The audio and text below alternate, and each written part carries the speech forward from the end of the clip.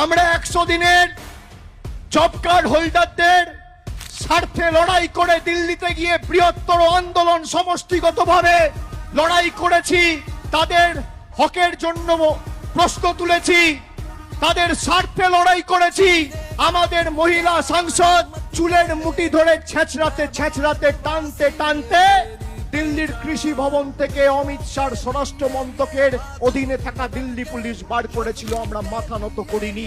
আমরা হয়তো দিল্লি থেকে টাকা আনতে পারিনি, কিন্তু আমাদের নেত্রী মমতা বন্দ্যোপাধ্যায় এবং মামাটি মানুষের সরকারের মুখ্যমন্ত্রী জব কার্ড হোল্ডারকে তার বকেয়া পাওনা মিটিয়ে ডাইরেক্ট ব্যাংক ট্রান্সফার করে তাদের অ্যাকাউন্টে টাকা পৌঁছে দিয়েছে।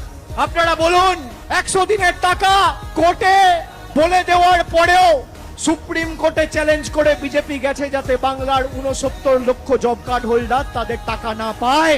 3 বছর পর রাজ্যে ফের চালু হচ্ছে 100 দিনের কাজের প্রকল্প। হাইকোর্টের 18 জুনের রায়ের বিরুদ্ধে করা কেন্দ্রের আর্জি সর্বোচ্চ আদালতে খারিজ হয়ে গেল।